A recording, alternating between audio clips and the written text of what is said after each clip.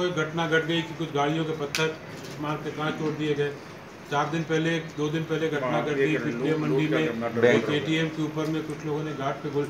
तो मंदसौर में आपराधिक गतिविधियां बढ़ रही हैं। ये एक हमारे लिए चुनौती है। इन चुनौतियों को पूर्ण करने के लिए क्या हमको और उपाय करने हैं, क्या हमें राज्य स्तर से सुदृढ़ता बनानी है, क्या हमें स्थानीय स्तर पर पुलिस को सुदृढ़ करना है, क्या हमें आपका सहयोग लेना है, इसी काम को और गति देने के लिए मैं यहाँ आज आपके सामने आया हूँ और सब अधिकारियों से व्यक्तिगत रूप से बात। सर, पिछले एक हिंसा को बढ़ावा दे रहा है अथवा कुछ लोगों की उन भावनाओं को ठेस पहुंचा रहा है जो उनके लिए बहुत आवश्यक है, तो उस पर आपराधिक प्रकरण पंजीबद्ध करके हम कार्रवाई करेंगे और कर रहे हैं जहां जहां पर निकल रहा है। अगर इस जिले में इस प्रकार का नहीं हुआ है तो हम सुनिश्चित करेंगे कि ये होगा। आप लोगों के कैमरे बता रहे हैं किसने आंदोलन किया, आप लोगों के फुटेज बता रहे हैं किसने आंदोलन किया, और कहते हैं हाथ कंगन को आरसी किया, पढ़े लिखे को फारसी किया। जो केसेस हैं, जो सबूत है, वो मेरा सबूत नहीं है, वो सबूत आपने दिए, इसके लिए बहुत बहुत धन्यवाद। आप अगर ये हमें सबूत न दें तो व्यक्ति कुछ भी कर ले, तो ये इसके लिए ये पूर्ण रूप से मैं आप सबको बहुत बहुत धन्यवाद देता हूं कि आपके उपलब्ध कराए गए फुटेज से हम ये पता कर पा रहे हैं कि उपद्रवी कौन है। उसमें न तो कांग्रेस और न सत्ताधारी दल, निष्पक्षता से और पारदर्शिता से हम ये विवेचना कर रहे हैं और एक एक व्यक्ति को उसमें चिन्हित करके आइडेंटिफाई करके हम उनको अरेस्ट करेंगे। ये भी बात कहने को नहीं होगी कि झूठे केस लादे जा रहे हैं। सर, नीति हमने सबके लिए अलग अलग बनाई है।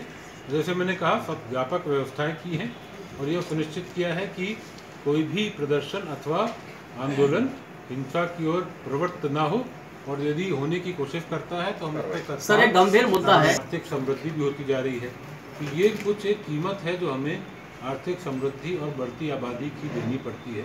और अपराध सामाजिक एक ऐसी उसके लिए इंटेलिजेंस की क्या जरूरत है। हाथ कंगन को आरसी क्या, जैसे मैंने कहा मंदसौर में जो 5-6 साल की घटनाएं हुई, ये घटनाएं अपने आप में एक जांच का विषय है कि इस पर क्या कार्रवाई समुचित हुई अथवा नहीं हुई। इस पर मेरा इस समय सार्वजनिक रूप से कुछ कहना उचित नहीं। 4 और 5 ही रहा हूँ, मैं ये कह रहा हूँ कि इस पर मैं अभी टिप्पणी इसलिए नहीं कर सकता क्योंकि शासन ने कमीशन बिठाई है, वो न्यायिक जाँच है, उस पर मेरा यहाँ कुछ कहना उचित नहीं। सर, जांच के दौरान जो अधिकारी, बात यह है कि यहाँ इस समय 2 स्थितियाँ बनी हुई हैं। कुछ अधिकारियों के तबादले हो भी गए हैं, कुछ के और होने भी हैं, और यह भी हमें आवश्यक है कि कुछ अधिकारी जो पूर्व से पदस्थ थे वो यहाँ पदस्थ भी रहेगा। एक प्रशासन में कंटिन्यूटी भी होनी चाहिए। सब चीज़ देखिए, आप भी अगर किसी नए जिले में चले जाओ कवर करने, तो आप उसको उस जिले को समझने में, उसके भूगोल को, लोगों को, आपको भी समय लगता है। जी, जांच चल रही है, क्या कुछ लगा है कि कैसे इनमें कुछ वाकई तस्करों का हाथ था, कितना सहमत है आप? मित्र, बात यह है कि आप लोग मंदसौर के रहवासी हैं, आप जानते हैं कि यहाँ क्या हो रहा है, मुझे कुछ कहने की आवश्यकता नहीं है। तस्करों का हाथ हो सकता है, इसकी पुष्टि हम करने की कोशिश कर रहे हैं और समुचित समय पर समुचित कार्रवाई की जाएगी।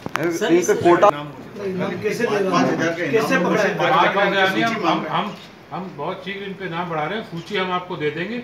जो भी व्यक्ति फरार हैं उनकी सूची आप मीडिया को उपलब्ध करा दें। फरार है वो, ये कैसे साबित हो? अपराध में जो व्यक्ति नारकोटिक्स एक्ट के अपराध में जिसके विरुद्ध न्यायालय में अभियोग पत्र दाखिल हो चुका है और वह गिरफ्तार नहीं हुआ है, उसको हम वैधानिक और विधि की भाषा में फरार कहते हैं। तस्कर उसको हम इसलिए कहते हैं क्योंकि वो NDPS एक्ट में आरोपी है और उसके मामले में न्यायालय विचारण कर रहा है। विचारण पूर्ण इसलिए नहीं हो पा रहा क्योंकि वो न्यायालय के समक्ष नहीं है।